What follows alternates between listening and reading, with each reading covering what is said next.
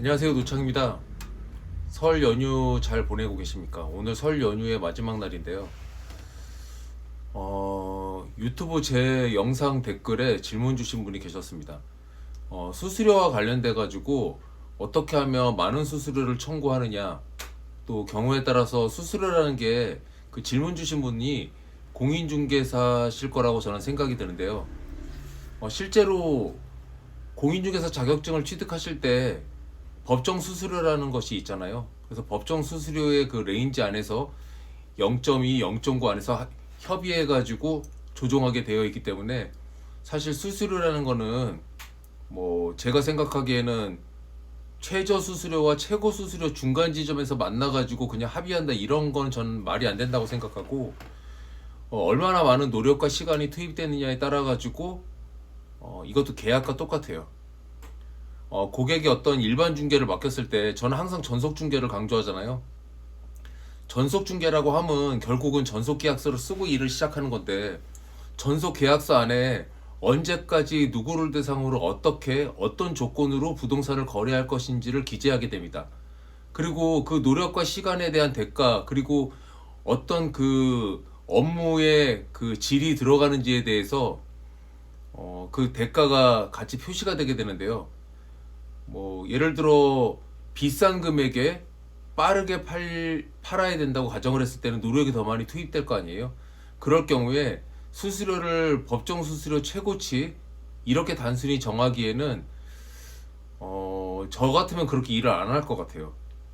예를 들어서 내가 노력하는 거는 노력한 대가가 따로 지불되어야 되고 수수료는 수수료로 따로 지불돼야 된다고 생각을 합니다. 그리고 경우에 따라서 빠른 시간 내에 부동산을 거래하기 위해서는 마케팅 비용, 홍보 비용, 그리고 투입된 인력들이 달라지기 때문에 예를 들어 5,000평짜리, 10,000평짜리 건물을 신축 건물을 전속으로 수주했는데 준공전까지 이 건물을 다 채워야 된다고 가정을 했을 때 한두 명 투입된 것과 세네 명이 투입된 거는 일의 질과 양이 달라지잖아요. 그럼 투입된 인력과 그리고 업무 시간에 따라 가지고 그 수수료가 결정돼야 된다고 생각을 합니다. 물론 그 주거에서 일반 아파트 전월세라든지 매매나 그 주택이나 상가 같은 경우에 뭐 소규모 그 규모의 거래를 했을 때는 뭐 아무리 많은 인력이 투입된다고 하더라도 그 법정 수수료 안에서 청구를 했을 때 큰 무리가 없을 거라고 생각이 들지만 좀 대형 건물의 임대차나 그리고 빠른 꼬마 빌딩의 매매라든지 이런 부분들에 있어서는 수수료보다는 시간이 더 중요한 경우도 많이 있기 때문에 그 시간이 얼마나 단축되느냐에 따라 가지고 수수료도 판단될 수 있다고 생각을 합니다. 특히 제가 전속 중개를 많이 강조하면서 아까 말씀드렸듯이 전속 중개 계약을 한다는 건 저한테만 맡겨주십시오 했을 때 그래 너만 해봐라 말로만 너만 해봐라 이건 아니잖아요. 계약서를 다 쓰게 됩니다. 그럼 그 계약서 안에 수수료를 이렇게도 정리할 수 있어요. 그냥 컨설팅 수수료인데 이게 거래됐을 때 언제까지 이 거래를 성사시켰을 때 수수료를 몇 퍼센트 준다. 수수료 약정 계약이나 전속 계약도 민법상의 저희 계약과 다를 바가 없어요. 서로 합의된다고 가정을 했을 때는 뭐 그 거래와 관련돼서 수수료를 10%를 청구한다고 했을 때 과다 청구가 되지 않습니다.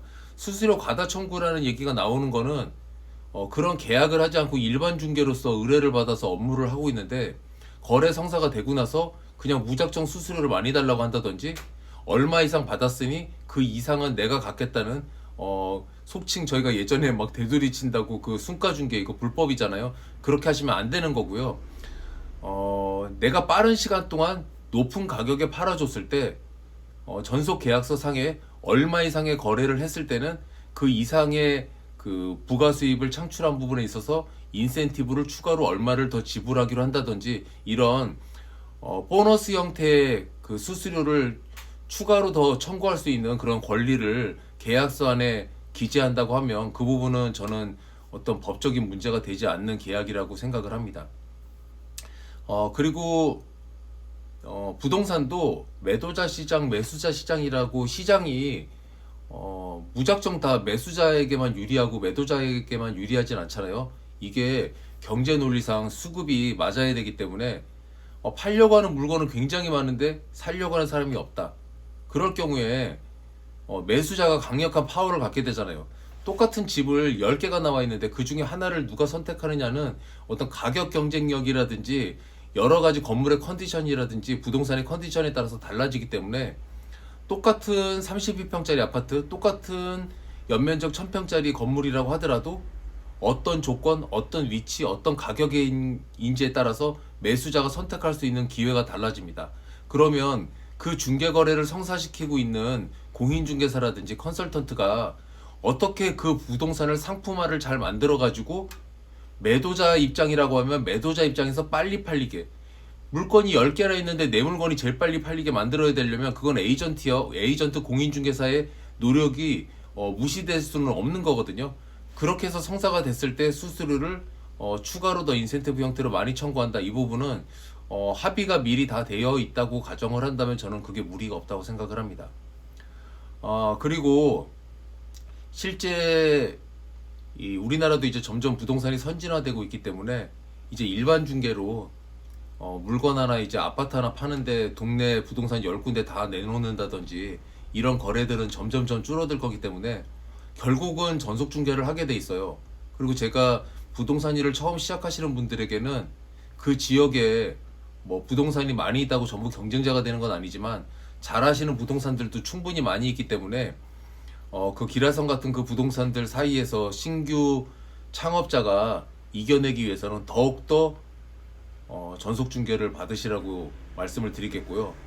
여기서 이제 착각하면 안 되는 게 전속 중개가 수수료 확보권이다 이렇게 생각을 하시고 전속 중개 받고 뭐 신축 같은 경우에나 매매 같은 경우에 임대한다, 매매한다 현수막만 붙여놓고 그 이후에는 뭐 등한시한다든지 이런 거는 저는 말이 안 되고, 전속 중개라는 단어에는 강력한 책임 중개라는 단어가 붙는 거고요. 그것과 관련돼서 전속 중개의 수수료 약정도 법정 수수료를 완전 무시할 수는 없으니 법정 수수료에 준해 가지고 계약할 경우에는 법정 수수료 내에서 청구하실 수 있도록 전속 계약서를 작성하셔야 되고요.